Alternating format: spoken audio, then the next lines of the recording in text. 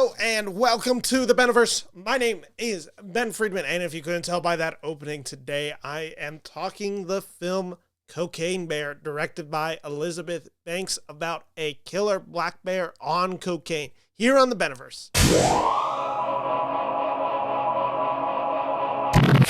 Hello, my name is Ben Friedman, film critic, and today I got the chance to see the film Cocaine Bear. In case you haven't heard what the phenomenon of Cocaine Bear is, let me give you a brief synopsis. An oddball group of cops, criminals, tourists, and teens converge in a Georgia forest where a 500-pound black bear goes on a murderous rampage after unintentionally ingesting cocaine. This is directed by Elizabeth Banks and features the performances of Keri Russell, O'Shea Jackson, Alden Ehrenreich, Ray Liotta in his final role, and Tyler Ferguson from Modern Family. And listen, that's a premise. That's an incredible premise. Bear on cocaine, that sounds like a ton of fun. This has become the biggest thing ever. There was an incredible Super Bowl ads about it. There was some great marketing going around. So going into this movie today for my screening, I was excited. I was genuinely excited to see it. It had a great cast. It had great producers behind it. It had a fun premise. And watching the movie, I had fun. I had a lot of fun watching this movie, and yet something was missing, and that's what we're going to be talking about today. And today, the key word is going to be tone, because there's a lot to say about this tone, and I think that's where this film has its biggest struggles. But let me first sing the film's praises for a second. I want to commend a lot of the cast in this film. In particular, there is a group of drug dealers that I think are very funny, played by O'Shea Jackson and Alden Ehrenreich.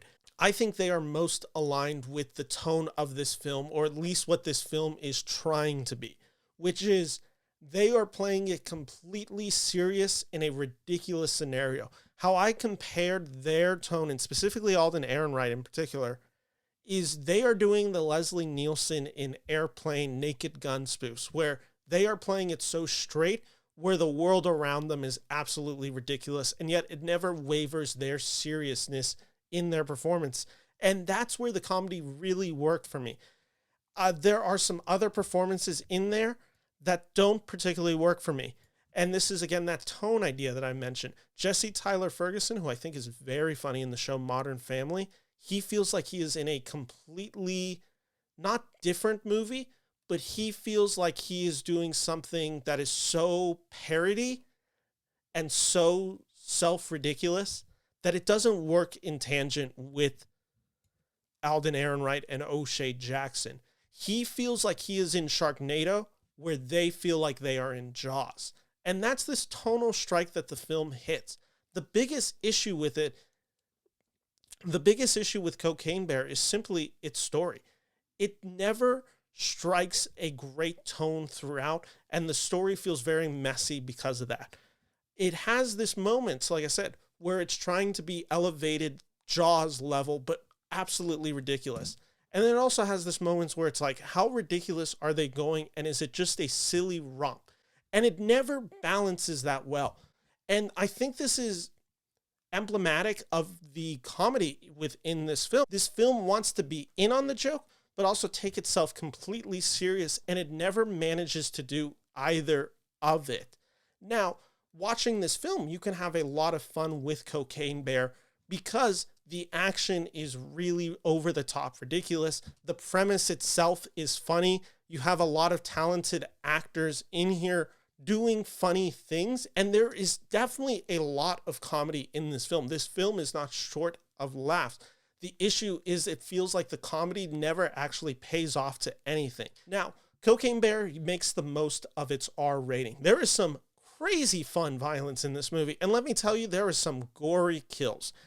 I think the film needs more of that, and there is a lot of sequences within this 95-minute movie where the Cocaine Bear isn't on screen. And the whole time, it's kind of like the Poochie situation from The Simpsons. You're looking around and you're just like, where's Poochie? Or in this case, where's the Cocaine Bear? Every time the Cocaine Bear is not on screen, I should be asking, where's the Cocaine Bear?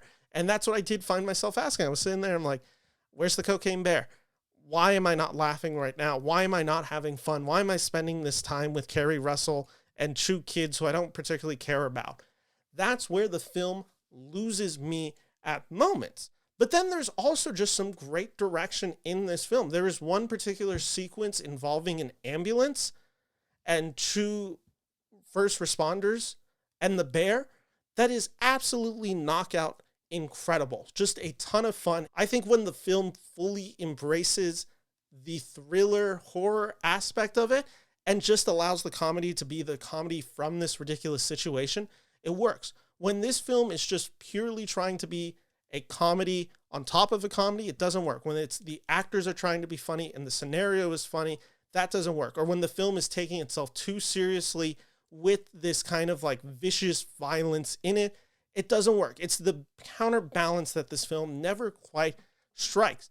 And I think this can largely be attributed to, and it was my fear going into the movie, is Elizabeth Banks as the director. Let me just state this right now. I'm not the biggest Elizabeth Banks fan. I have found her funny in some things, but ultimately I've never gotten the full appeal of her. I think she's just too much for me. And I think as a director, she's never shown to me that she can do anything particularly impressive. I think Pitch Perfect 2 is terrible. One of the worst films I've ever sat through. And that's the issue going into this, because there are scenes where it's just boring to look at. This film feels flat at times. There was one sequence in particular where I noticed Alden Ehrenreich and O'Shea Jackson are driving together in a car. O'Shea Jackson, I believe, is driving. Alden Ehrenreich is in the passenger seat. And it does this thing where it's wide for a second, so you can see them both. But then when they're talking, it cuts straight to Alden Ehrenreich. Then when it talks, it's O'Shea Jackson. And then it cuts back to Alden Ehrenreich. And then back to O'Shea Jackson. And when watching it, I'm like, it's such a boring way to do this conversation. Have you just had the wide landscape of it? Have you had this wide shot of both of them in the car at the same time? You would have gotten their dynamic a little bit more. You would have gotten to see reacting to one another, the ridiculous, crazy things that they're saying. But ultimately, when you're just cutting from one to another, back to the other, back to the other, it loses everything and it feels very static in its direction. And that was something I noticed throughout this film. There were moments of this film where I'm just like, this scene would be much more fun with a more competent director who's able to place the camera where it needs to be to best suit the comedy. And Elizabeth Banks falls short of that multiple times in this film. Now, that's not to fully take away from her. I think she actually does action fairly well. That Charlie's Angels film from 2019, despite it not being a particularly good movie, there are some good action beats throughout it. So she definitely has some talent behind the lenses.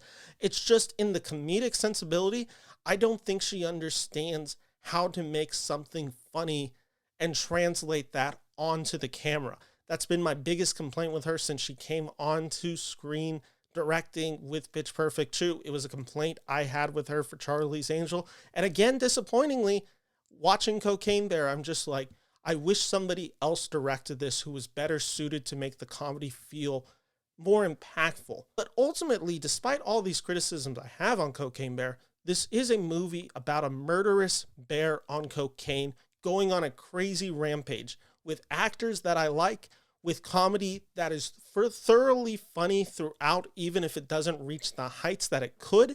So when I'm watching this movie, I'm never bored. I'm never having a bad time. I just wanted more from it. So when I'm watching it, I can say, finishing it, I was a little let down, but I can still recommend the movie. There is enough to get you through this movie. It's kind of a snakes on the plane situation where it's just like, oh, this premise should have been the greatest, funniest thing ever.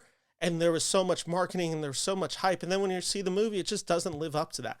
That's the case of Cocaine Bear. It doesn't live up to that hype. But if you go in, adjust your expectations and just kind of expect a fun little romp about a bear on cocaine, you're probably going to enjoy yourself, even if you're not going to think it's the standout movie of the year. I had a ton of fun seeing Cocaine Bear in theaters with a crowd. It played very well with the crowd, and I can ultimately recommend this movie. I am giving it a soft recommendation of 2.5 out of 4 stars here from the Beneverse. Anyway, all, thank you for checking out this channel. If you like this video, don't forget to like and subscribe here on the Beneverse for more movie reviews. Thank you all for watching. Take care and bye-bye.